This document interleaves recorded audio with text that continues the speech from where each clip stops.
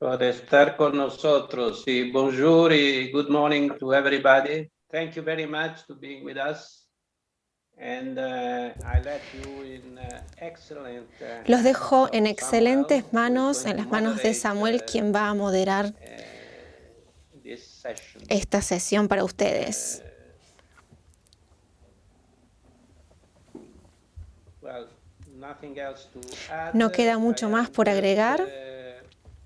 helping Samuel, Simplemente if ahora there is any estoy questions in the chat dispuesto that para we can ayudar a Samuel see, cuando I necesite. can, Si hay cualquier pregunta, pass it to you. ahora te dejo a ti la palabra.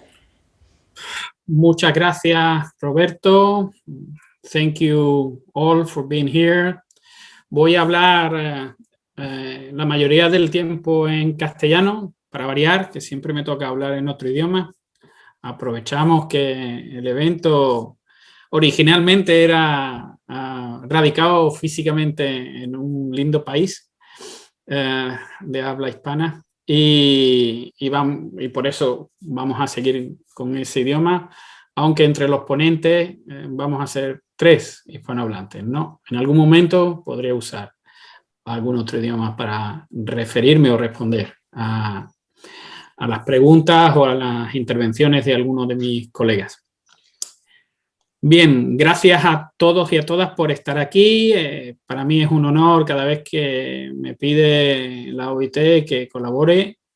Me siento muy a gusto colaborando con ellos y no lo digo porque estén aquí delante escuchándome, también lo digo en otros foros. Y más de un tema que últimamente me está ocupando mucho tiempo, como es las finanzas para el desarrollo de la economía social y solidaria. Tuvimos la oportunidad de colaborar con la OIT en un lindo proyecto que analizaba precisamente una serie de países o de ecosistemas para ver cómo podíamos encontrar buenas prácticas o cómo podíamos hacer recomendaciones para que estos ecosistemas innovadores tuvieran un mejor flujo financiero hacia esos actores de transformación que son la economía social. Y después, últimamente, estoy implicado en un proyecto para la Unión Europea en la Ribera Sur, en los países del norte de África, también para ver cómo se puede combinar con lo que se llaman finanzas de impacto para la promoción también de la economía social en países que se encuentran en un momento delicado, ¿no? Como Líbano, por ejemplo, o Palestina. Bien, mi labor va a ser una pequeña primera intervención. Les he pedido a los demás oradores que después hagan una intervención corta cada uno de unos 5 minutos para que dejemos un momento después para que haya intercambio, que si no se aburren. Eso de ver un busto parlante cada vez es más complicado y cada vez vemos más tiempo la pantalla, etcétera. Entonces intentaremos que haya un intercambio con ustedes, con el resto de participantes en la sala, después de cada intervención, pero siempre intentaremos dejar un poco de espacio para un intercambio más variado al final, ¿vale? Bien, una vez dicho esto, intentaré no hablar mucho, cosa que me cuesta porque se me va la lengua, pero intentaré además hablar de algo que tenga sentido, que también es un tema complicado, porque se me va también la cabeza. Soy una persona que tiende a buscar la parte compleja de los temas o de los argumentos. Y para no desmerecer en esto, empezamos con lo que a mí siempre me ha gustado hablar. Me gusta mucho esta metáfora del ecosistema, ¿no? Que se está usando cada vez más. Hasta ahora, o en muchos ámbitos, se usaba el ecosistema simplemente como un primer paso en complejizar el análisis de la realidad o en complejizar las propuestas. Y ese paso era decir, en vez de pensar que somos 2, que somos 3, pues vamos a pensar que somos 6 o 7, ¿no? Era una especie de, vamos a añadir bloques o vamos a añadir actores. Pero sin embargo se puede usar como algo más. Los ecosistemas, la metáfora que viene de la ecología o de la biología, nos ofrece también otros elementos que son las relaciones entre los actores o también unos intangibles que están presentes allí, ¿no? En todos los ecosistemas, la luz que entra y tal, ¿no? En nuestro caso, esos intangibles que tienen impacto en que un ecosistema sea más beneficioso o más amigable para una serie de actores, como en este caso sería la economía social y solidaria, pues pueden referirse a temas como la religión, se pueden referir a la historia pasada de ese territorio o de esa comunidad, o se pueden referir, por ejemplo, dentro de esta historia pasada, el cambio hacia un modelo democrático, que hemos visto en nuestros análisis que a veces esa voluntad, esa energía que surge del cambio a un modelo democrático también impulsa el desarrollo de iniciativas que per se son democráticas, como son la economía social y solidaria. Desde la perspectiva de las finanzas, la idea es cómo conseguir que esos ecosistemas canalicen el flujo de finanzas, de recursos económicos, hacia esos actores que son transformadores de la realidad, transformadores para conseguir un ecosistema más beneficioso, no para ellos mismos, no para la economía social y solidaria, sino que sea un entorno más amigable, que sea un entorno en el que el bienestar de la comunidad y, si me apuran, el bienestar sobre todo de la gente o de las personas que más lo necesitan o que más excluidas están o que en una situación más difícil, pues que ese bienestar mejore, ¿no? Esto es un pequeño inciso, no solo es innovación social, o sea, no es solo vamos a dirigirlo a aquellos actores más guays, ¿no? Que hacen cosas nuevas, ¿no? También, y nosotros lo sabemos, es necesario el trabajo de siempre, el cuidado de siempre. Y muchas veces nuestras estructuras que juegan un papel más fundamental son precisamente aquellas que muchas veces no se las considera innovadoras, que son entidades que se ocupan del cuidado de las personas en exclusión o el cuidado de las personas con mayor dificultad de movimiento o de relación, ¿no? Poner en valor esto de la economía de los cuidados, que ahora se está empezando a hablar un poquito más. ¿Y cómo conseguimos que esos flujos vayan hacia estos actores? Pues a través de diques, ¿no? Y estos van a ser los dos últimos puntos que quiero comentar.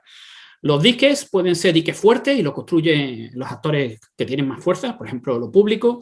Y esos diques pueden ser, por ejemplo, y lo vamos a ver hoy en alguna de nuestras intervenciones, la creación de los fondos de trabajadores, el Fonds des Travailleurs de Quebec, que se instaura mediante una colaboración entre sindicatos, actores fuertes y actor público que dedica fondos a ello en los 80 y los 90, la creación es de los 80. También podemos verlo con otro de los casos que veremos hoy en Ecuador, con la creación de la CONAFIP y los fondos a ella ligados. O para aquellos que les gustan las cooperativas y los ecosistemas altamente cooperativos, la ley Marcora en Italia en los años 80, que facilita que hoy, a día de hoy, haya conglomerados de cooperativas sociales cuya facturación supere los miles de millones de euros. Pero también puede haber diques artesanales, ¿no? Hechos por castores, ¿no? Y esos diques son igualmente importantes. Depende del momento, depende del ecosistema, pueden ser más relevantes o menos. Un dique artesano podría ser la cooperativa COP57 en España, surgida de una lucha sindical contra un ERTE, un despido colectivo. O los fondos de garantía mutua, en el que entidades de economía social participan poniendo una parte de dinero para que ese fondo les ofrezca garantías a esos mismos actores. Y aquí me quedo, ¿no? Con esta introducción en el que podemos ver un ecosistema más amigable construido sobre la base de diques, ¿no? De diques elaborados por actores y actrices de este ecosistema. Yo con esto abriría un pequeño turno de palabras, si alguien quiere algún comentario o tiene alguna duda. Si no, para pedir la palabra, si quieren, hay un elemento en Zoom, que no sé si lo utilizan, que es la manita, ¿no? Y si no, pues en el chat pueden escribir la intención de preguntar o si no, directamente, que también es difícil empezar a preguntar cuando se comienza una intervención, si no, directamente pasamos a otro colega y seguro que en ese tiempo pueden irseles ocurriendo ideas, comentarios o preguntas. Damos un momentito, plic, plic, plic, plic. Nadie dice nada, pues empezamos entonces y vamos a intentar empezar Si me permiten, por tener una idea, pues vamos desde el este hacia el oeste y yo por mí empezaría, si está... perdón, no, había dicho antes a los que íbamos a hablar, a los speakers, que íbamos a tener otro orden, entonces voy a mantenerlo, voy a dejárselo a Geneviève Morin, que viene del norte, de Quebec, a explicarnos un ecosistema y una organización bastante interesante. Geneviève, a vous la parole. Muchas gracias, Samuel. Buen día a todos y a todas. Es un placer estar con ustedes hoy. Quiero hablar del Fondo de Acción, que es un fondo de trabajadores creado con la iniciativa La importancia del Sindicato de Quebec, la Confederación de Sindicatos Nacionales. El Fondo de Acción reúne el dinero de los trabajadores que reciben créditos de impuestos gubernamentales que los impulsan a ahorrar para la jubilación. El dinero se junta para salir. Este dinero, que es reunido por el Fondo de Acción, es invertido en empresas de Quebec para crear una economía más igual, más abierta y más práctica. El Fondo de Acción va a hacerse en cuenta este año. Llegamos a 2,5 billones de dólares con 167,000 socios. Es una corporación con socios.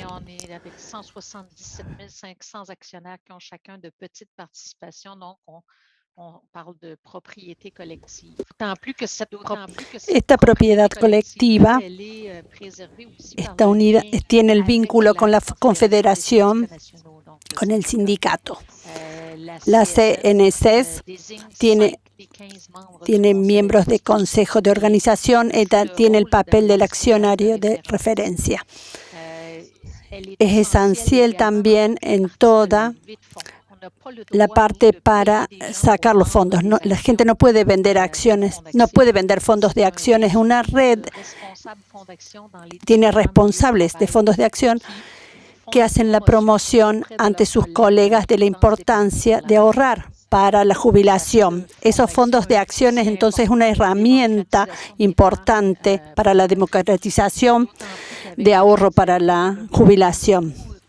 Entonces, esto es muy bajo para las personas. La gente paga $700 para economizar 1,000 y cuando lo hacen con otro régimen, aquí en Canadá serían $300 para ahorrar 1,000. Entonces, ¿por qué la SNS hizo eso?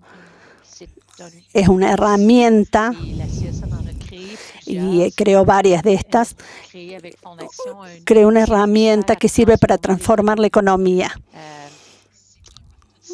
Es un partenariado. Esto fue creado con el rol del gobierno y a la vez incita a la gente a ahorrar y compensa la equidad, porque el gobierno, por el otro lado, obliga a investir una gran parte de su activo en las empresas que no tienen acciones en las bolsas. Entonces, uno puede salir no se puede salir cuando quiera, hay que planificar la salida de la empresa y genera esto un cierto problema. Lo que hace también es que crea una organización que está orientada a más largo plazo. La gente ahorra para la jubilación y no para necesidades a corto plazo, y ahorra en empresas que no están en bolsa. Entonces, esto lleva un ritmo trimestral y hace de nosotros un inversor que tiene una perspectiva a largo plazo, además de una preocupación para el bien común, ya que están los valores sindicales y estas acciones colectivas son multiplicadas. Se ahorran 250 millones en la economía de Quebec cada año. Hay una gran proporción en las empresas sociales solidarias. Más de 50.000 empleos por año se crean. En una próxima intervención les voy a hablar más de nuestra actividad de inversión.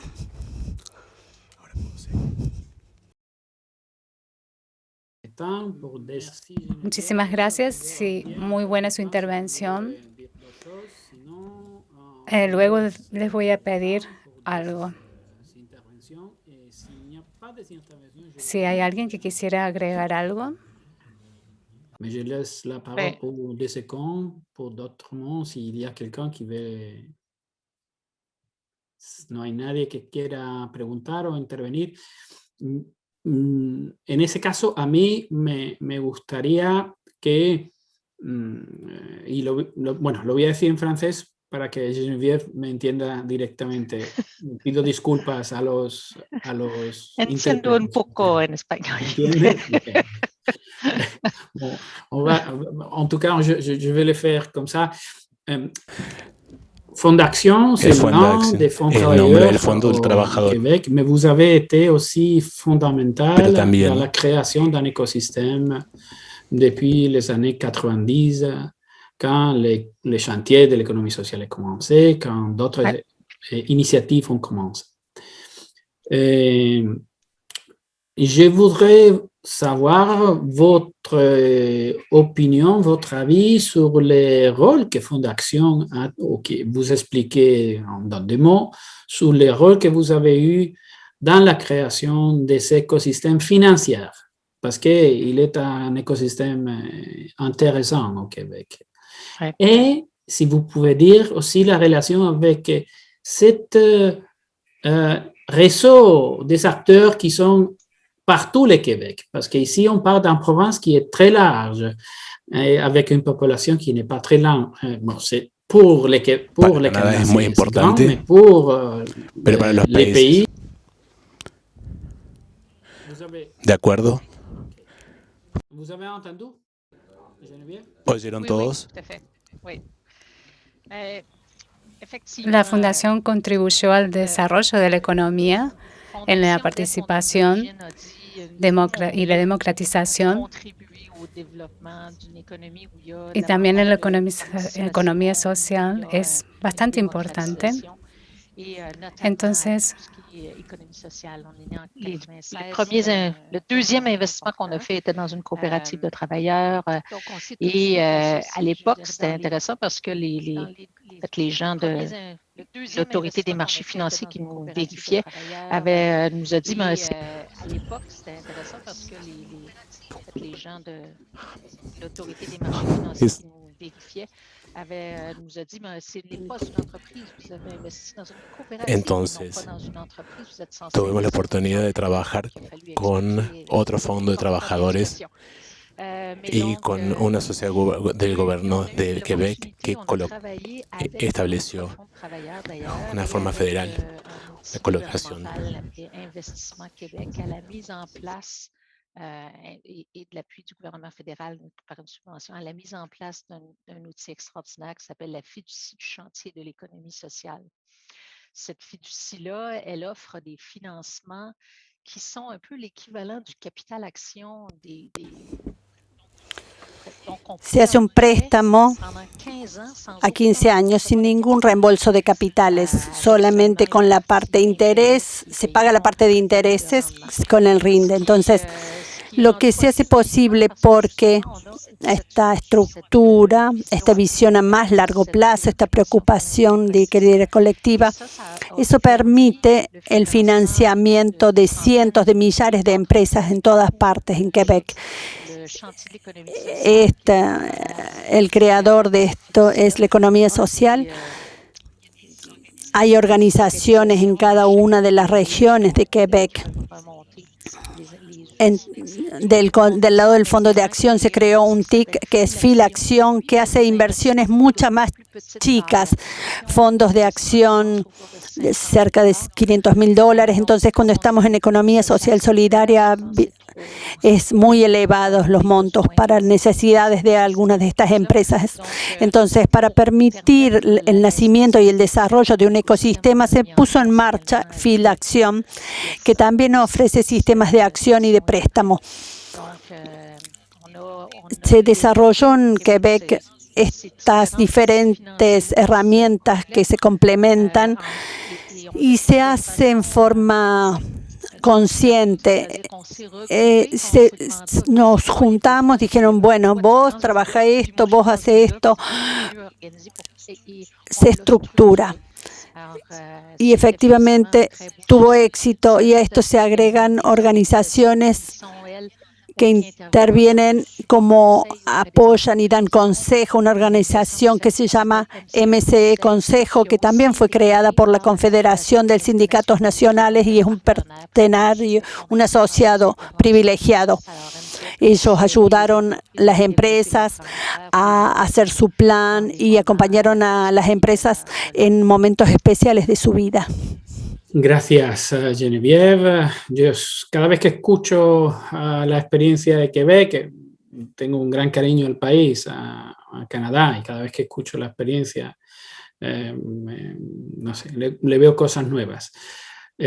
Aprovechen y pregunten, porque creo que podrán descubrir, si no lo conocen ya, algunos elementos interesantes de toda esta rica historia que tiene ya 25 años.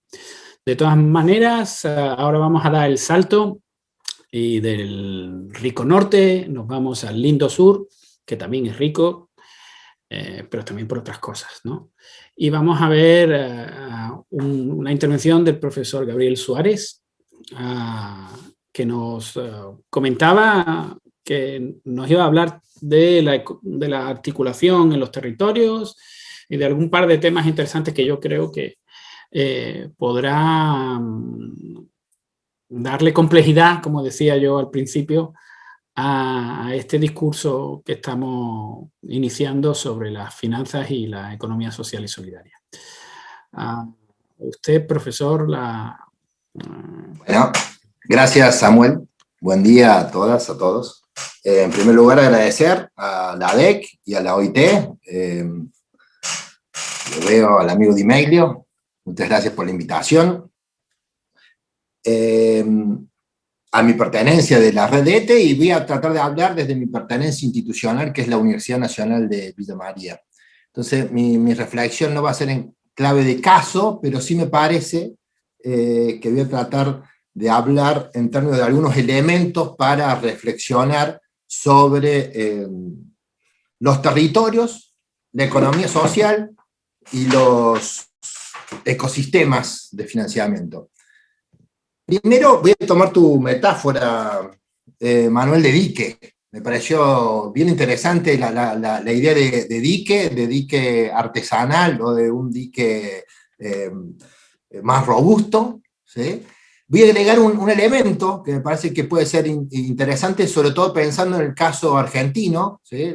Que podemos hablar de intermitencias, diques construidos artesanales e intermitentes. Me parece que ahí la clave del tiempo, la experiencia de Quebec nos pone eso en juego, ¿no? 25 años y hasta pensar largos plazos de inversión. Me parece que ahí hay un elemento clave de reflexión, ¿sí? Un elemento clave de reflexión en términos de la temporalidad.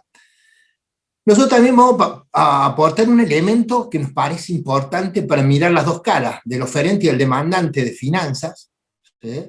Y desde la universidad se trabaja sobre tres elementos que yo creo importantes. Uno, la reflexión sobre trayectorias productivas, ¿sí? La idea de pensar trayectorias productivas, pensar la construcción de realidad en los territorios implican trayectorias productivas. El segundo elemento, bien decías vos, Samuel, a que a nosotros nos parece que la articulación de actores es la clave. La experiencia canadiense me parece muestra eso, ¿sí? Y ahí me parece que hay que construir, y hay que construir algo más que diques artesanales. Me parece que el gran desafío debería ser algo más de diques artesanales. Y el tercer elemento es lo que algunos investigadores hablan de la lógica del patrón oculto, digamos, esta cuestión de que los productores de la economía social ¿sí? Va en el mundo de las finanzas, ¿sí? Y ahí hay una relación de apropiación de valor, y justamente esa lógica de análisis de patrón oculto es lo que ha interpelado a la construcción de propuestas de finanzas y de finanzas solidarias. Me parece que esa lógica, que debe ser visibilizada en términos del no acceso a la finanza. Y otro dato me parece que no menor en el mundo de la economía social solidaria es también la lógica de la renta inmobiliaria. Hay dos lugares donde ese patrón oculto está mostrándose. Entonces, en esta primera intervención, y para ser respetuoso de los tiempos que nos damos, poner en juego tres cuestiones. Una, la necesidad de un ecosistema, como decías vos, Samuel, de un ecosistema que trabaje las microfinanzas a partir de un diagnóstico de patrones ocultos, a partir de que esa propuesta mire y ponga en valor trayectorias productivas, ¿sí? No es menor pensar ciclos de vida y trayectorias productivas para fortalecer los sistemas territoriales. Y el último es que consolide articulaciones de largo plazo, ¿sí? Me parece que ahí estaría un tercer elemento a poner en juego, que tiene que ver con esta primera intervención, de poner, desde mi participación, poner algunos elementos desde la universidad, de la reflexión académica, para aportar a esta conversación. Estoy justo en tiempo, a ver, 5 minutos justo, Samuel, ¿no? Perfecto y tal.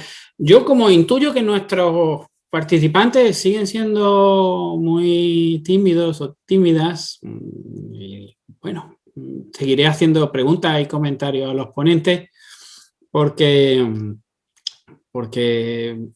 veo que las intervenciones son además muy interesantes y fértiles, tienen un montón de elementos detrás.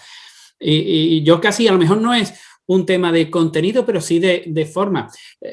La universidad es análisis, pero también muchas veces es formación, es acompañamiento, es ese momento de reflexión. ¿Cómo veis Gabriel? Y he visto que ya alguien está preguntando algo y doy tiempo para que termine la pregunta. ¿Cómo veis ese rol más allá de simplemente hacer eso, un análisis y exponerlo en instancias como esta? Hay una especie de universidad, o sea, investigador militante, hay un rol para la universidad también en las organizaciones de construcción del ecosistema, en la representación, etcétera. Y ya espero la pregunta aquí. Dos cosas, Samuel, me parece que podemos responder ahí. Sí, una idea de una universidad comprometida. Nosotros en algunos grupos de investigación reflexionamos sobre la idea de que la universidad tiene que ser el I+D de investigación y desarrollo del sector cooperativo y mutual, por ejemplo, ¿sí? De los sectores de la economía social. Deberíamos transformarnos en un aporte de generación de conocimiento y capacidades. Actualmente, y lo veo que está en sala uno de los directores del INAES, un organismo nacional de economía social en Argentina, estamos articulando con ellos un seminario, ¿sí?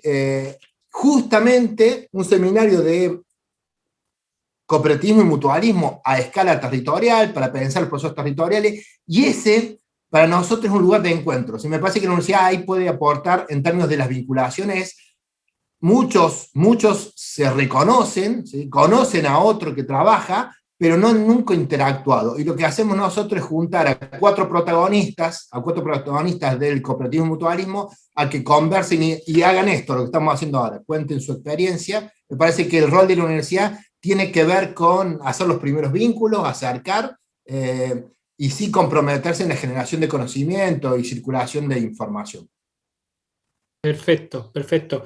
Veo que ya la gente se está lanzando. Hay una pregunta muy específica, que si puedes aclarar la idea de trayectorias productivas, que parece ser que ha quedado un poquito así para algunos.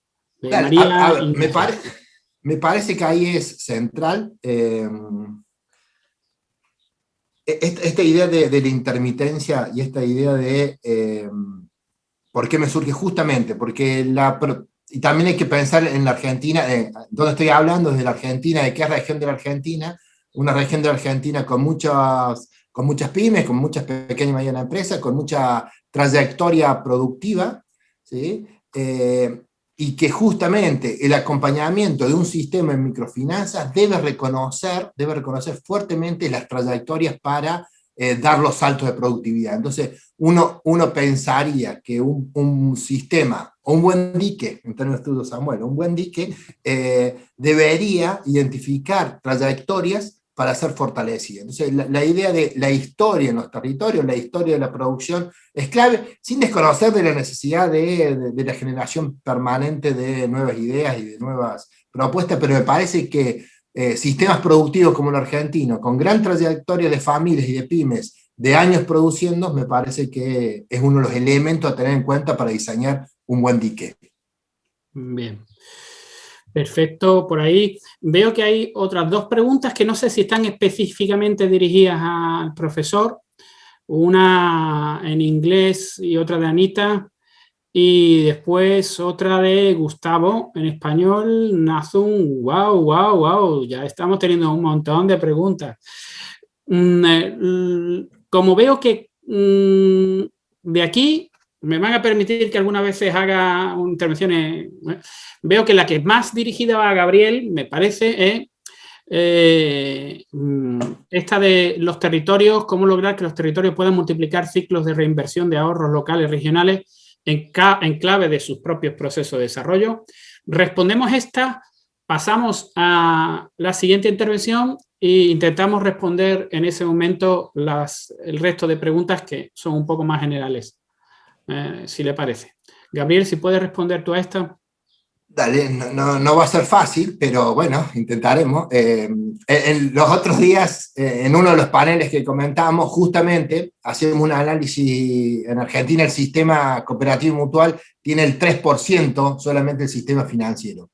Creo que, y hay una cuestión interesante del sistema cooperativo mutual, es su dispersión territorial. Entonces, me parece que incentivar al sector, ¿sí? Pensar la posibilidad de mejorar ese porcentaje y esas posibilidades, habría que verlos cómo, pero claramente con una política que acompañe tal vez hasta subsidio de tasas, al sector me parece que hace a la capilaridad de la posibilidad Ahí hay un gran desafío, ¿no?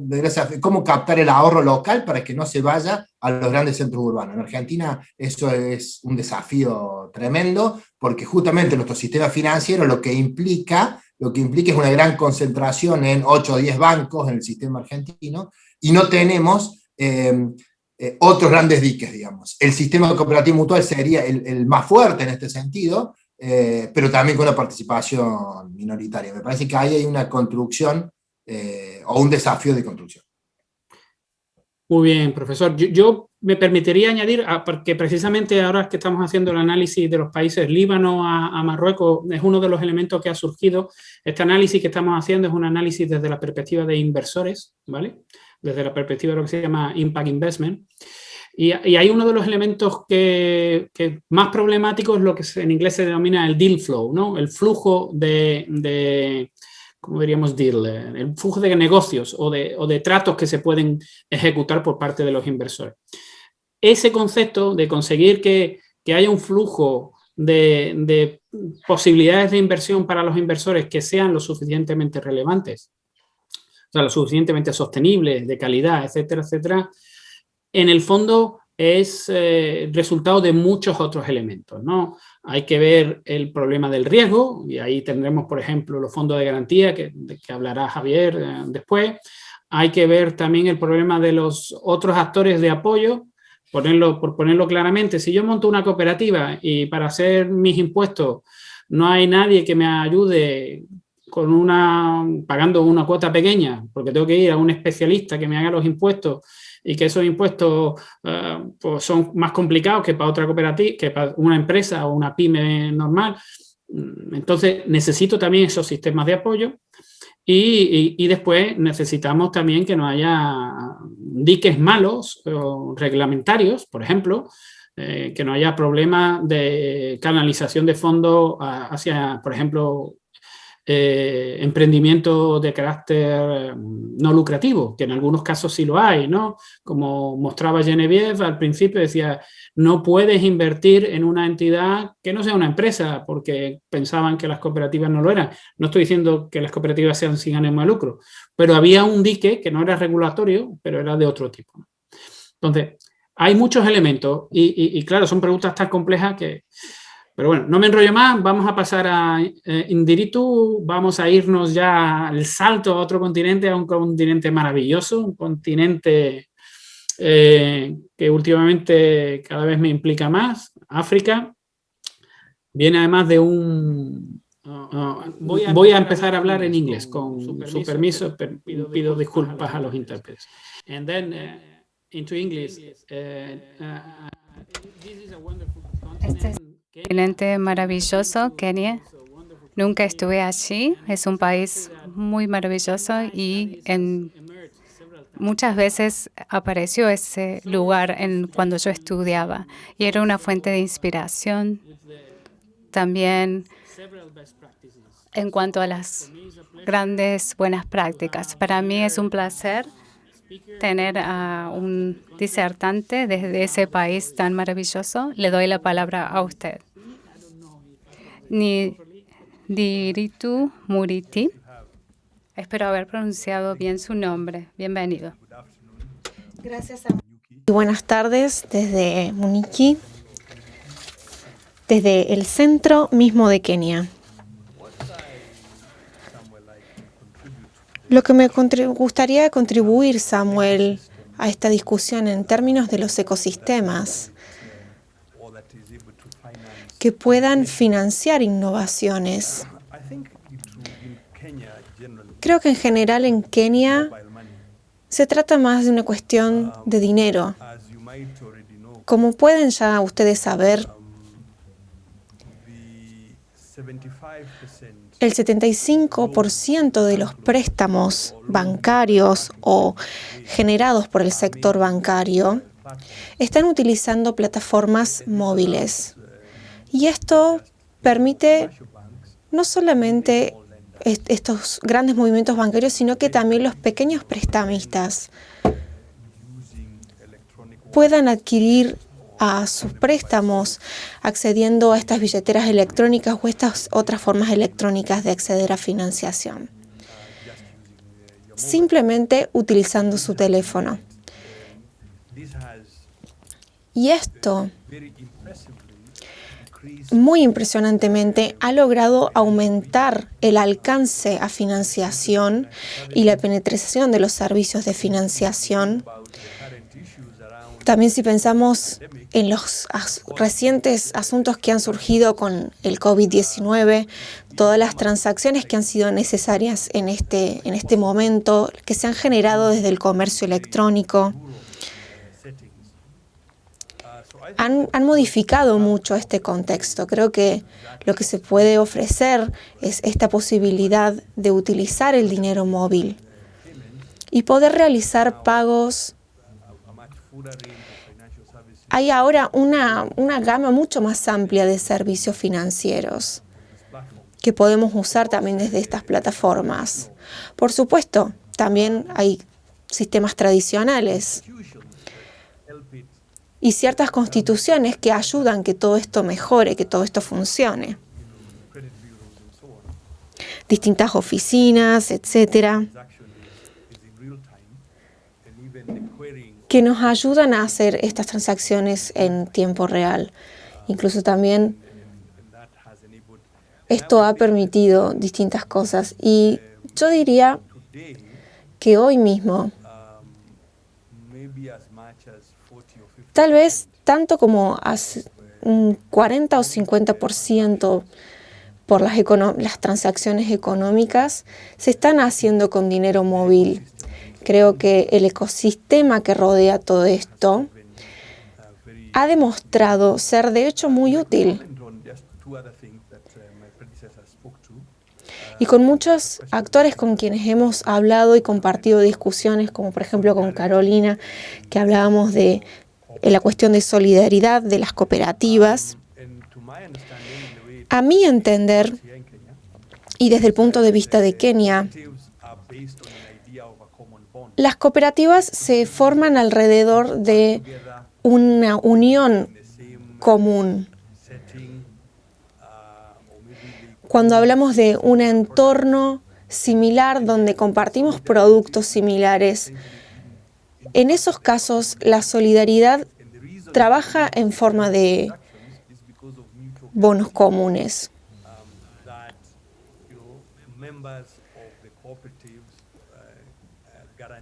En el que yo diría que distintos miembros de la cooperativa pueden garantizar estas transacciones, este tipo de sistemas donde los distintos valores se intercambian de esta forma. Creo que hasta aquí voy a llegar y estoy dispuesto a responder cualquier pregunta que puedan tener el resto de los participantes. Muchas gracias. Muchas gracias. Es genial que ya hayas respondido las preguntas que nos habían enviado antes y que las hayas respondido ya desde ahora. Ahora me gustaría tener una pregunta de Gustavo relacionada con impuestos, digamos. Y ya que estás aquí en tu rol de representante electo, voy a traducir yo. La pregunta es, ¿cómo podemos retener recursos de impuestos en el territorio de manera que podamos evitar que desde el nivel federal se puedan tomar los recursos que se producen desde el territorio? Bien, esa sería la pregunta de Gustavo. De antes. ¿Pudiste entender más o menos la idea? Sí. Gracias, Samuel y Gustavo. Desde mi punto de vista no tengo una respuesta adecuada. Tenemos esta ida y vuelta entre los grandes actores de las regiones, siempre hablando sobre impuestos, ¿no? Tratamos siempre de definir en la Constitución quién puede imponer impuestos, por qué, pero en las distintas áreas y en las distintas jurisdicciones que se entrelazan o se confunden entre sí, que están descentralizadas, hay muchas disputas en cuanto a las distintas actividades. Es un área que tanto el gobierno nacional como el gobierno local son responsables por esta área.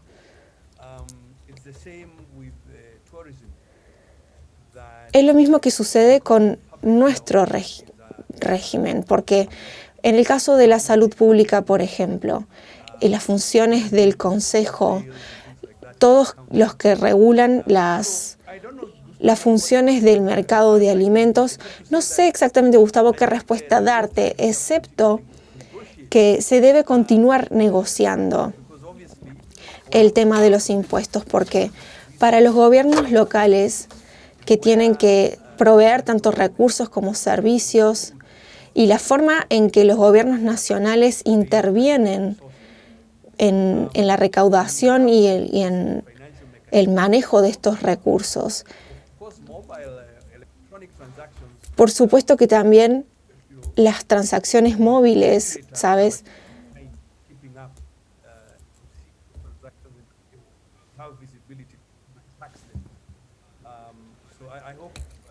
Entonces, en ese sentido, bueno, espero,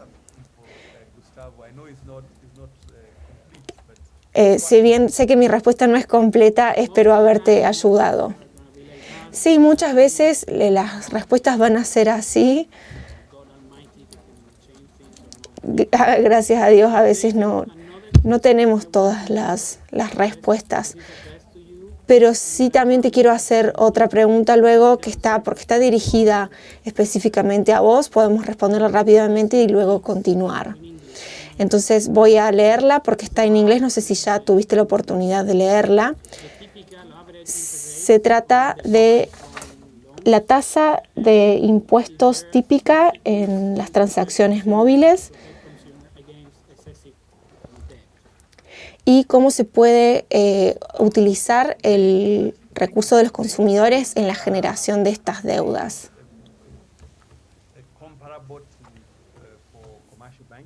Bien, esto es comparable con los bancos comerciales también, que también manejan estas transacciones y tienen intereses del 12-13% anualizado. Y no es fácil ahora ver por la conveniencia que siempre genera el nuevo método, ver exactamente cuál es el volumen de estas transacciones, pero hay formas de incentivar a los consumidores a intentar esto, porque a veces el mismo consumidor puede no ver claramente cuál es el costo anual de estos préstamos. A veces parece poco mensualmente, pero luego anualmente se vuelve un monto demasiado alto.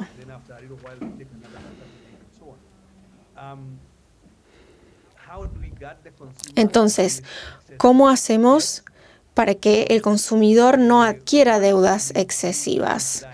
Una de las formas es que el prestador debe utilizar a la oficina de créditos para poder realizar las preguntas correctas, para poder excluir y clasificar también a los clientes. Porque también lo que vemos, si observamos los datos de la oficina de créditos, más del 90% de las transacciones que se usan para transacciones móviles se utilizan para montos muy pequeños. Y ahí es donde estamos trabajando con esto. Muy bien, muchas gracias. Ahora vamos a avanzar a un nuevo país. Disculpas, de nuevo. Vamos a otro de esos paisitos a los que le tengo cariño. En este caso, un país del continente americano, un país que acaba de tener recientemente elecciones y que nos va a enseñar algunos ejemplos muy interesantes de diques que decíamos antes. Sin nada más que añadir, Javier, tienes la palabra. Muchas gracias y gracias por la invitación a compartir un poco de la experiencia de Ecuador. Pues bueno, para optimizar el tiempo empezaré diciendo que el desarrollo de la economía social y solidaria en el país fue un tanto desordenado, podríamos decir, porque había varias leyes, una ley de cooperativas, otras leyes que fomentaban la asociatividad. Entonces, dependiendo del ministerio, la actividad, pues se registraban un conjunto de instituciones, entre ellas las que más destacaban eran las cooperativas de ahorro y crédito, a las cuales se las trató de incorporar a la superintendencia de bancos por ser instituciones financieras, sobre todo a las más grandes y que destacaban. Pero en el año 2008, con la nueva Constitución de la República, se define un poco más que el sistema económico ecuatoriano es social y solidario. Entonces fue uno de los principales cambios. Y dentro de eso también empezó la definición de lo que es la economía popular y solidaria, todo este sector, digamos, de organizaciones de personas. Incluso dentro del sector financiero se distingue al sector privado, al sector público y al sector popular y solidario, donde entraban toda esta serie de cooperativas, ¿no? Entonces, a partir del 2008, ya con la base en la nueva Constitución y en estos conceptos, para el 2011 se crea una nueva ley, la Ley Orgánica de Economía Popular y Solidaria, donde ya definía mucho más los tipos de instituciones, cómo debían estar organizadas y se crean institucionalidades nuevas para que las agrupen con este concepto nuevo de un modelo económico alternativo o hacia donde se podría dirigir. Se crea una superintendencia de economía popular y solidaria para el registro, se puede decir, de las instituciones, y ahí fue la primera sorpresa, ¿no? Cuando se hizo un censo y se juntó información, pues resulta que en el Ecuador existían algo más de 1.100 cooperativas de ahorro y crédito, más de 14.000 instituciones entre asociaciones, cooperativas de producción, organizaciones comunitarias. Entonces fue una gran sorpresa por un lado, porque en un país pequeño de 17 millones de personas, pues habría una gran diversidad. Entonces descubrió un poco esta gran institucionalidad, podríamos decir, pero vino después del reto, ¿no? Cómo supervisarla, cómo regularla, cómo incentivarla, etcétera. Entonces, por un lado está la superintendencia, que es para todo el tema de supervisión. Por otro lado, se crea un Instituto de Economía Popular y Solidaria para motivar el desarrollo de las instituciones. Y por otro lado, se crea la Corporación Nacional de Finanzas Populares y Solidarias, la CONAFIPS, como una organización de segundo piso para el financiamiento del sector, ¿sí? Un sector de economía popular y solidaria que lo llamamos aquí, pero sería el de economía social y solidaria, en donde por un lado se lo clasifica a un sector real de las organizaciones que productivas, las que brindan servicios, las que comercializan, y por otro lado las que son parte del sistema financiero.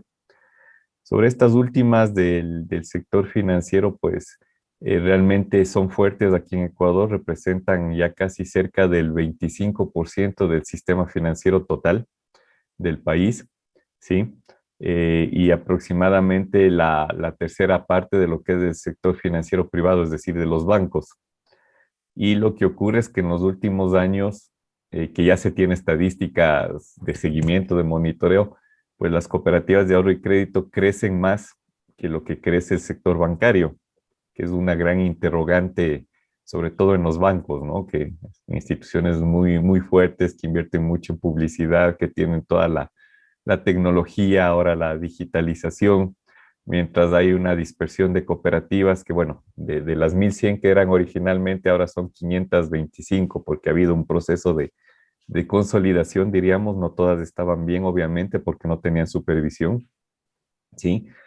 Pero que anualmente crecen mucho más de lo que crecen los bancos. Entonces eso, podríamos decir, preocupa, porque dentro de un modelo que la lógica dice que debería irse a la concentración en grandes instituciones, pues en las cooperativas sí, se da esta concentración, pero hay un modelo alternativo por ahí, ¿no? Y unas lógicas que las cooperativas pueden prestar a tasas de interés menores y pueden pagar por ahorros tasas de interés mayores. Entonces eso también como que no cuadra mucho dentro de un modelo competitivo. Pero bueno, la idea era que me concentre un poco más en la Corporación Nacional de Finanzas Populares, que es esta institución de segundo piso del Estado, que es una especie de híbrido, porque también se regula por la Ley de Economía Popular y Solidaria, que le da su razón de ser y le da su marco de acción, que es básicamente de brindar un crédito de segundo piso a las organizaciones del sector financiero popular y solidario. Generalmente trabaja por medio de las cooperativas de ahorro y crédito, pero también de poder crear otro tipo de instrumentos financieros, como lo que es fondos de garantía, ¿sí? Aquí sí, para las organizaciones que no pueden cumplir, digamos, con los requisitos de garantía que se les exige por parte de las cooperativas, pero también para garantizar a las propias cooperativas que puedan acceder a recursos más grandes de segundo piso. Asimismo, para aquellas instituciones de la economía popular y solidaria que no pueden brindar, por ejemplo, garantías al Estado para contratos públicos, ¿sí? Entonces pueden acudir a la CONAFIPS, que tiene un fondo de garantía para este sentido, y a su vez también para cooperativas pequeñas que por todo esto de la norma integral de riesgos que rige a las instituciones financieras, muchas veces no son calificadas como instituciones óptimas para que otras cooperativas ahorren a su vez en estas.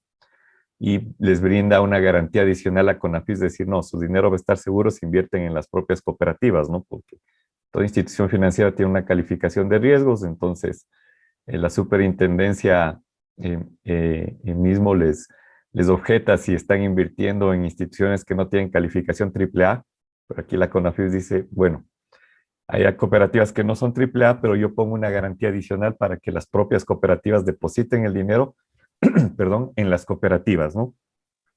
Adicionalmente, CONAFIS trabaja también administrando otro tipo de fondos y realizando fortalecimiento del sector. Para aquellas cooperativas que no completan todos los requisitos para acceder a un crédito, les dice, no se preocupen, no las voy a abandonar, les voy a fortalecer para que algún momento logren acceder a este crédito, ¿no? Entonces, hasta ahí, digamos, hago esta primera intervención y si hay alguna inquietud, pues con mucho gusto. Ya las hay porque evidentemente todas las intervenciones son interesantes, pero esta ya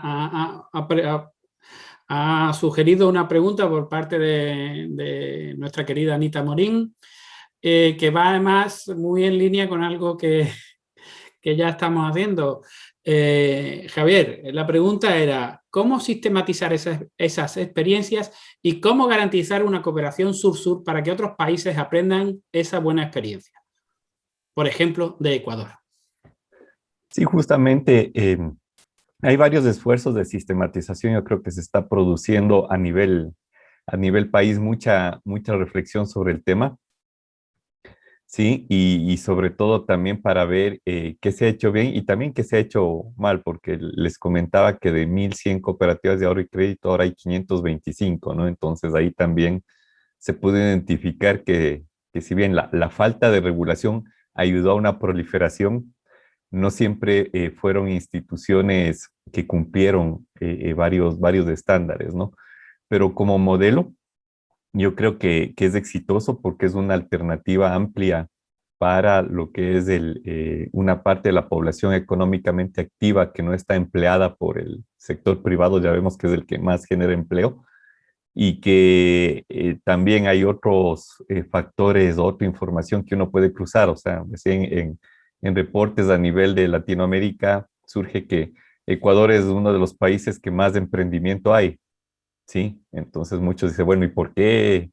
¿Y por qué existe esto? Y yo diría, bajo mi opinión, ¿no? Porque también hay bastantes cooperativas que están motivando este emprendimiento y financiando este microemprendimiento.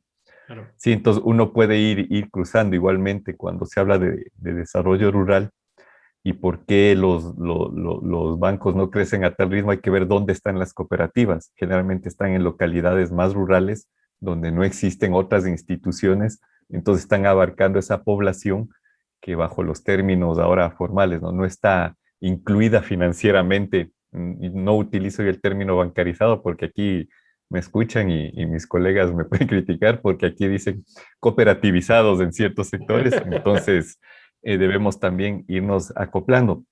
Pero no, justamente con otras organizaciones, con Hilo, con Eurice, con DIESIS ahora, estamos tratando de sistematizar y compartir y tener esta cooperación sur-sur, ¿no? Entonces, más bien, estamos en ese camino.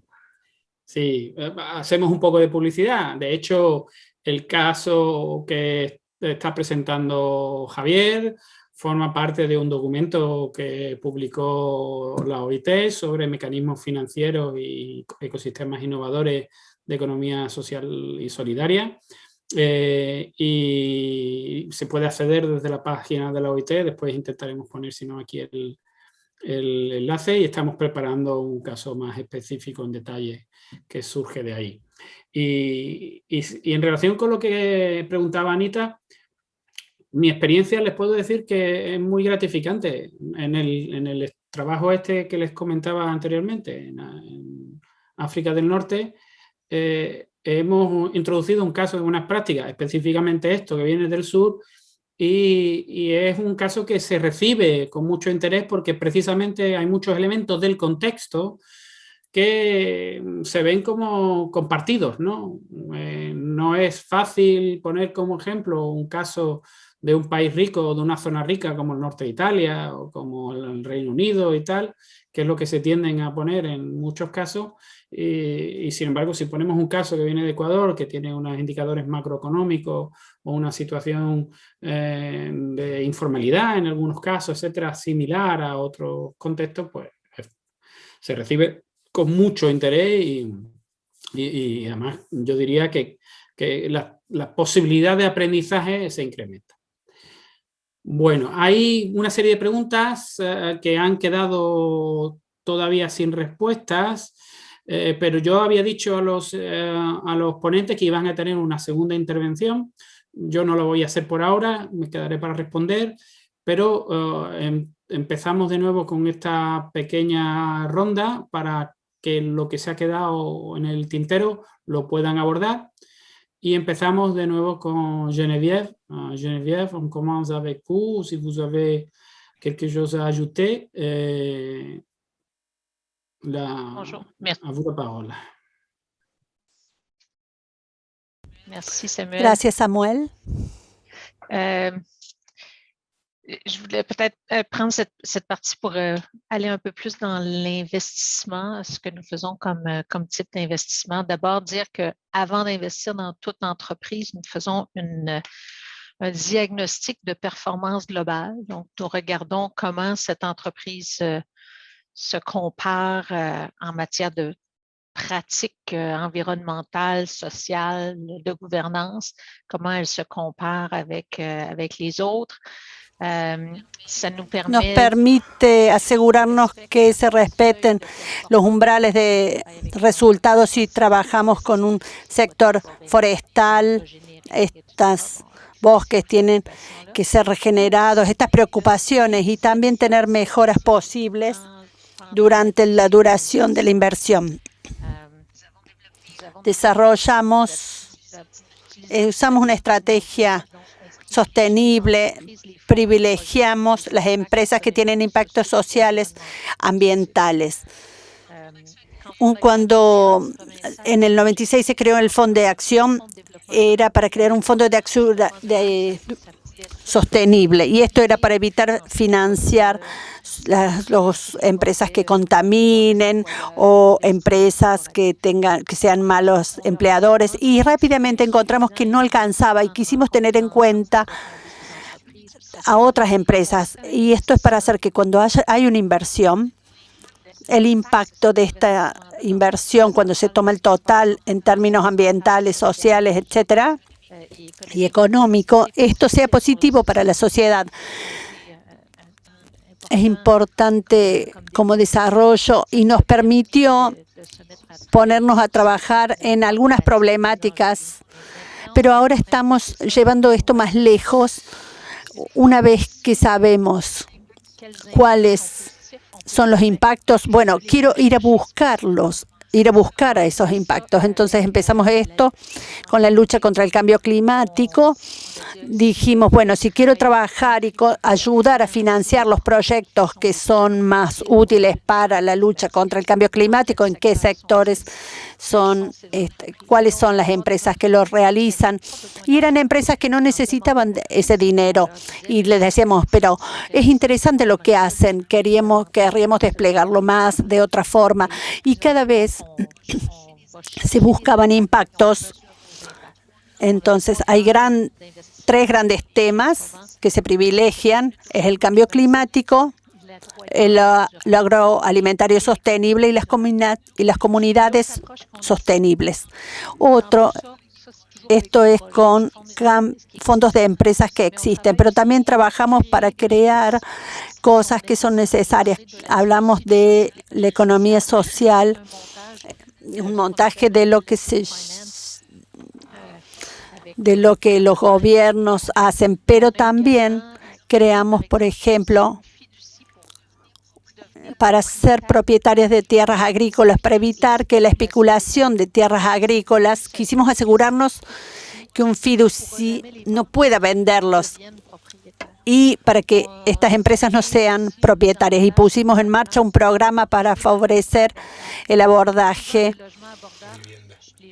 La gente puede comprar su casa, una primera casa, y luego y el siguiente comprador tiene que pagar el precio del mercado, y así empezamos.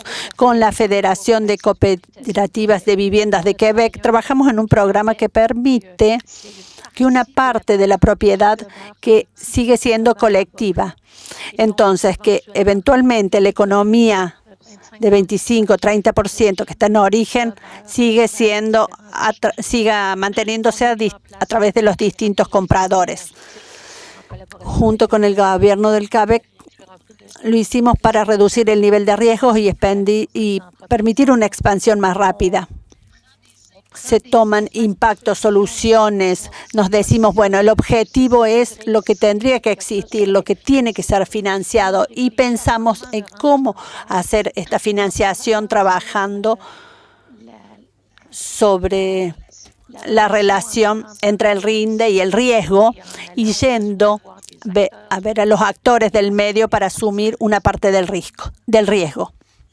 Gracias. Veo que Roberto muy bien ha puesto el enlace al el Collective Brain, donde pueden encontrar una gran cantidad de información ya sistematizada, el enlace que pueden encontrar en el chat. Precisamente había una pregunta que creo que Geneviève podría responder. Voy a intentar traducirla al francés, y es una pregunta interesante que se había quedado en el tintero de Naum Mirad, y preguntaba: ¿Est-ce qu'il y a un type de investissement, de financement? ¿Hay algún tipo de inversión de financiamiento que vuelva imposible asumir riesgos iniciales durante la actividad económica innovadora, o desde el principio? Porque en general estos riesgos iniciales no están cubiertos por ningún fondo solidario. Entonces se trata de proyectos de incubación.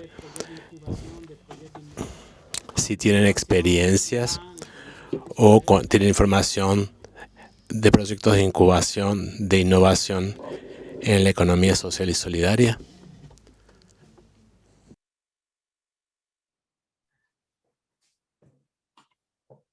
Geneviève, on ne vous entend pas. Vous êtes muted. Comment on dit ça? Geneviève, no la oímos. ¿Cómo se dice?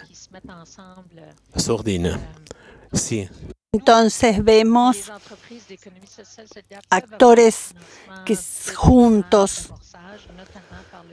se ponen juntos. Nosotros, las empresas de economía social, podemos tener un financiamiento para empezar a través de la fiducia de Filacción.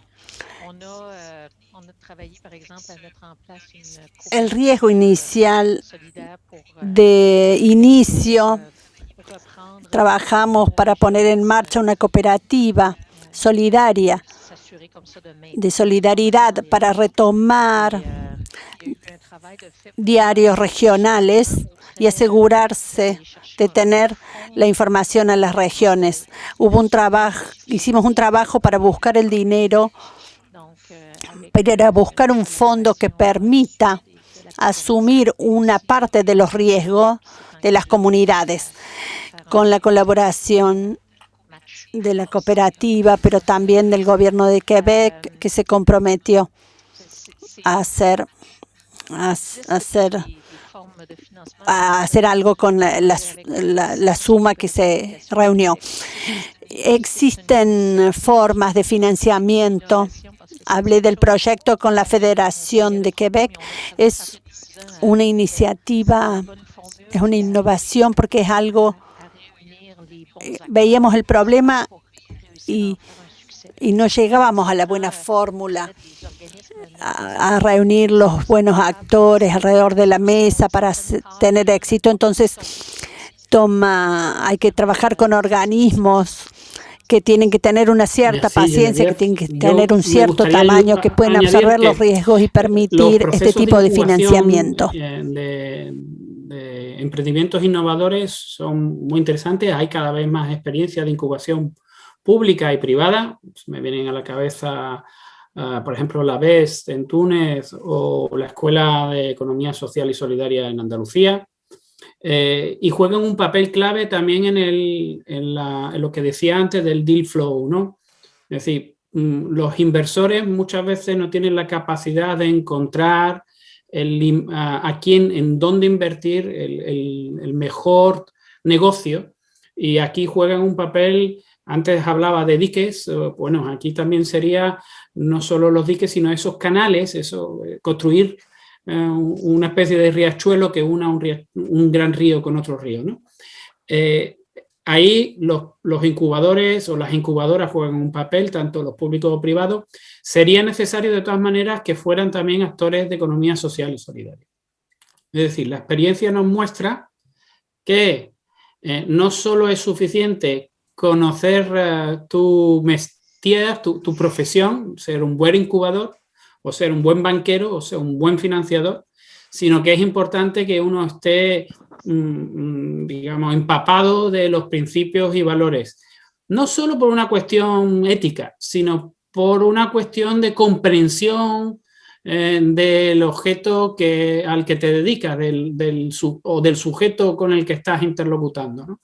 La experiencia nos muestra que el otro día presentamos un proyecto de un fondo europeo que le había dado dinero a un banco en Italia para que lo diera a empresas sociales, y una parte de ese fondo se quedó sin ejecutar. Lo cogió un banco, Banca Popular Ética, que forma parte de la economía social y solidaria, y se ejecutó en su totalidad, ¿no? Estos no lo hacemos por una defensa numantina de los principios, sino también por cuestiones de eficiencia, ¿vale? Y con esto me callo y paso la palabra al profesor Gabriel Suárez para que haga su segunda parte de la intervención. Gabriel. Dale, gracias, Samuel. Bueno, voy a destacar a un colega de la mesa en un aspecto y voy a tratar de contestar unas preguntas que estaban ahí en el chat en esta segunda intervención, que me parece que va en línea con alguna pregunta tuya del rol de la universidad y el sector. María Belén preguntaba cuál era específicamente el papel de la universidad en la educación financiera, ¿sí? Me parece que es una muy linda pregunta. Contarles que la provincia de Córdoba está llevando adelante una propuesta de educación financiera incipiente. Nosotros como universidad el año pasado en la ciudad de Villa María hicimos una capacitación junto al municipio, al FONCAP, que es el Fondo de Capital Social, un organismo del gobierno nacional, y el Banco Credicop, el Banco Cooperativo de Argentina, ¿sí? Hay un banco cooperativo. Bueno, ellos cuatro llevamos adelante una capacitación a emprendedores de la región.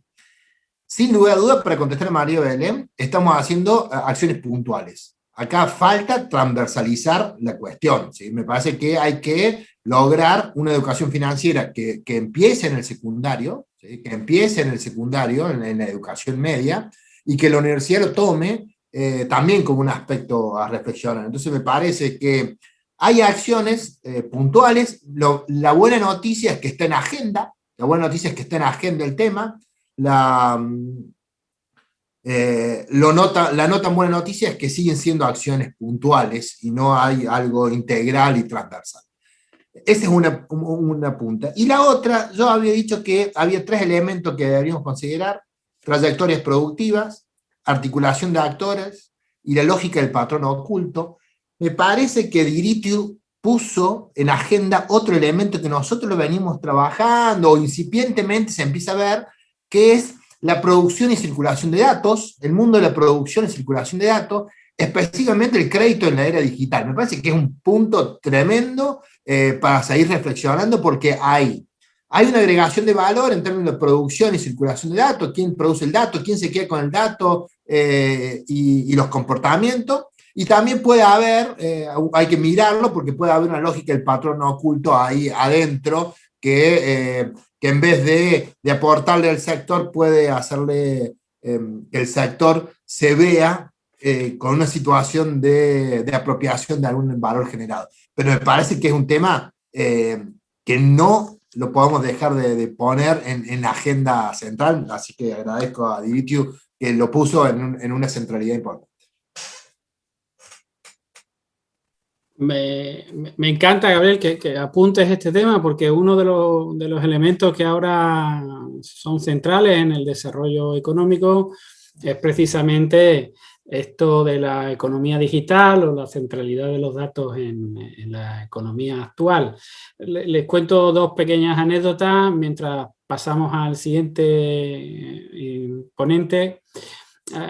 Trabajando precisamente con el gobierno sudafricano para lo que era el Green Paper de economía social de este país, me insistía desde el ministerio que teníamos que poner una referencia a algo como Alibaba o Amazon, que por qué nosotros no teníamos también empresas como Alibaba o Amazon que para él estaban basadas en un elemento tecnológico, de carácter tecnológico.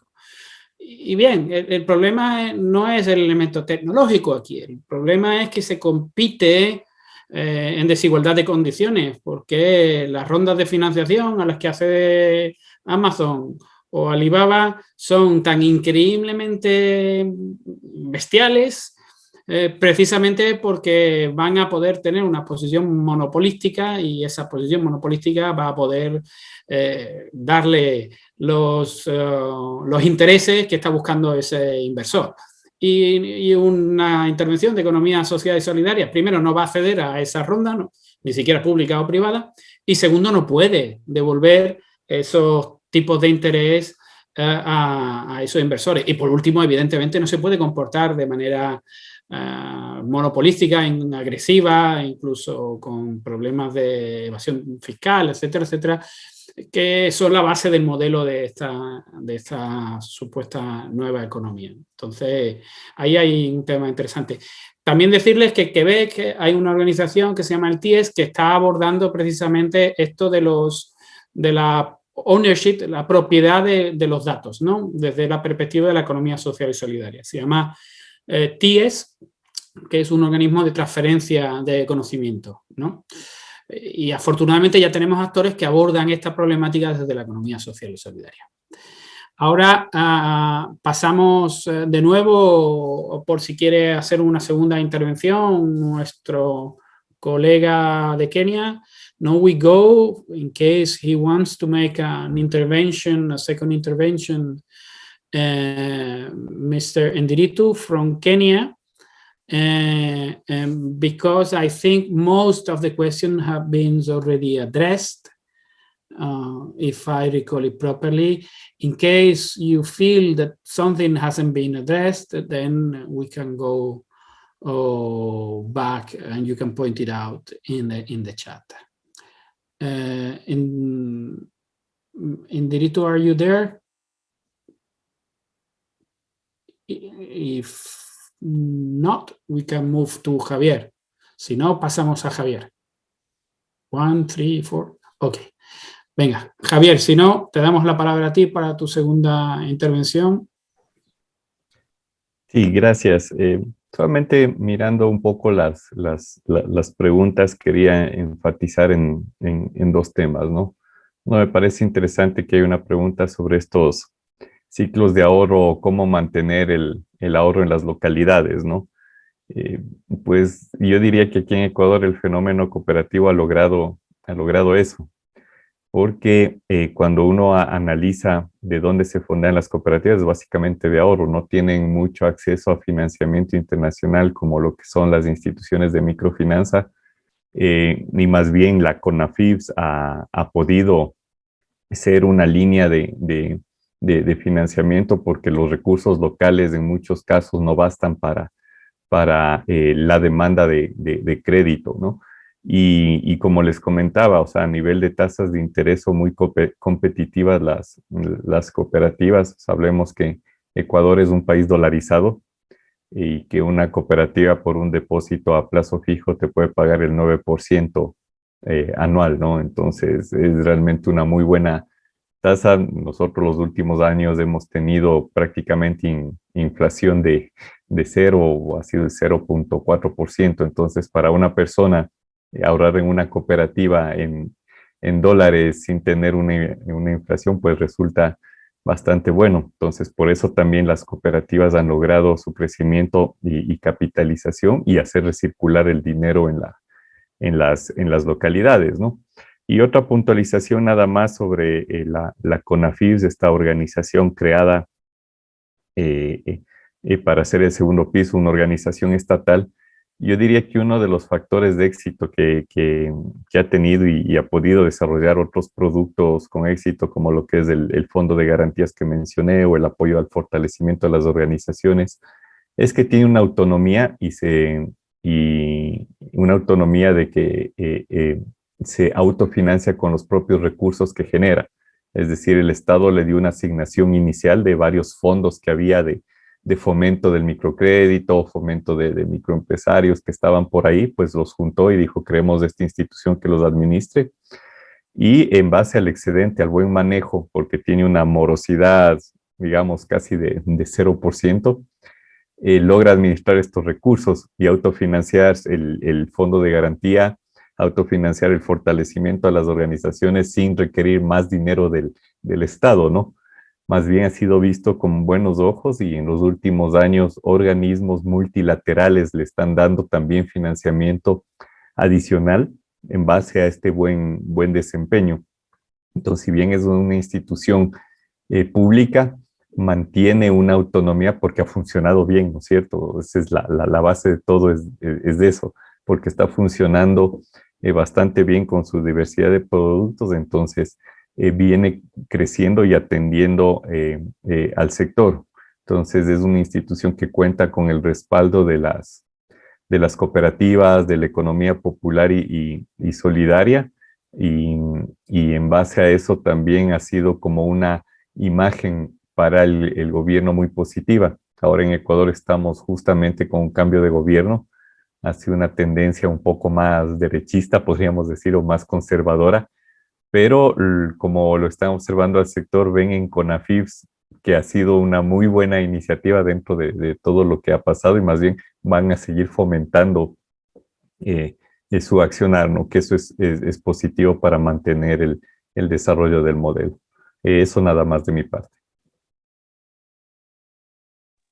Muchas gracias, Javier. Nos quedan 5 minutos y vamos a ser buenos y vamos a terminar en tiempo. Entonces, yo si no veo ninguna pregunta más o alguna referencia a algo que se haya quedado, sí les pediría a nuestros ponentes que dejaran alguna reflexión en modo de recomendación global o una nota específica sobre un tema o un argumento específico o incluso una pregunta que nos quede en el aire, ¿de acuerdo?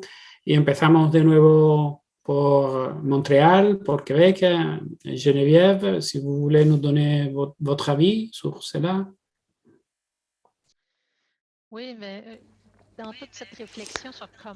En toda esta reflexión sobre cómo dotar a la economía social de medios que tenga capacidades e innovaciones, diré que uno de los factores muy importantes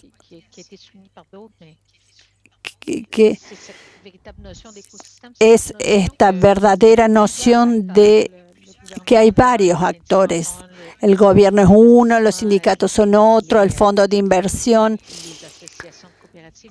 las asociaciones cooperativas, etcétera.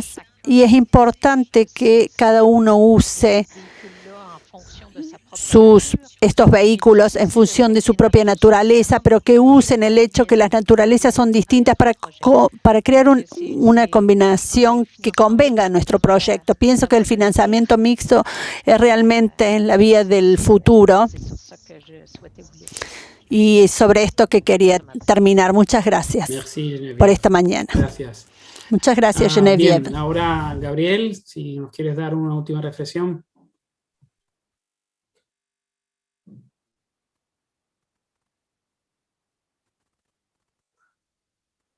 Gabriel, ¿nos escuchas? Una última reflexión sobre para ir cerrando. Dale, ahí no escuchaba, Samuel. Me parece que si tuviera que decir una idea fuerte al final, me parece que el gran desafío en los territorios es la construcción de inteligencia colectiva. Me parece que ahí, en esa lógica de construir inteligencia colectiva, es posible empezar a pensar ecosistemas financieros más potentes, producción local más sustentable. Me parece que ahí hay un desafío interesante. Y muchísimas gracias por la invitación, por la participación, y a los colegas también por ilustrarnos de tan buena manera. Muchas gracias, Gabriel, muchas gracias. No sé, I don't know if Indiritu is still there. There seems to be a problem because he went off. If not, we move to Javier. Vamos a Javier para su última idea, intervención. De fuerza. Sí, yo diría que es muy importante profundizar en el conocimiento del ecosistema, ¿no? Porque depende mucho de las circunstancias de su desarrollo, de su historia, del contexto país, pero es necesario profundizar más y comprender su funcionamiento, porque es muy diverso, heterogéneo, pero sin embargo, dentro de eso se basa en la necesidad diaria de las personas y en cómo construir modelos alternativos. Entonces, conociendo eso puede ser la respuesta a muchas de las necesidades que tienen los estados, que tienen los territorios, y de una manera positiva poder proponer ir hacia un modelo un poco más organizado, con diferentes actores. Está el Estado, está los otros sectores, entonces para ir construyendo y desarrollándolo, ¿no? Entonces compartir de experiencias es muy positivo, porque podemos aprender, como decía, no solo de lo positivo, sino también a veces de lo negativo, y podemos ir construyendo y compartiendo este conocimiento para irnos desarrollando. Eso nada más. Muchas gracias, Javier. Yo me gustaría terminar agradeciendo por este Zoom tan interesante. Las intervenciones han sido muy, muy interesantes. Yo, a modo de idea, insistir en tejer redes, en cavar esos canales, en construir diques cuando no se pueda, artesanales cuando se pueda, co-construirlos grandes con lo público, con los grandes actores privados. Y volviendo a la metáfora inicial, que es una metáfora compleja, simplifiquemos, pero recomplejicemos después también, ¿no? Es importante que hagamos los dos procesos. Y tenemos la ventaja de que, bueno, cuando hablamos de nuestras cosas, son cosas muy interesantes, generan ilusión. Aprovechemos también ese intangible, ¿de acuerdo? Muchas gracias a todos y a todas, y creo que estamos terminando en tiempo, yo ni me lo creo. Gracias sobre todo a los ponentes que han hecho un trabajo magnífico y de mantenerse en el tiempo. Muchas gracias. Hasta la próxima. Oh, Ndiritu, you're there. If you want to say something before we close. Neto, ¿sigues ahí? No sé si quieres decir algo antes de que nos vayamos. Y si querías agregar algo más. Hasta luego, hasta luego.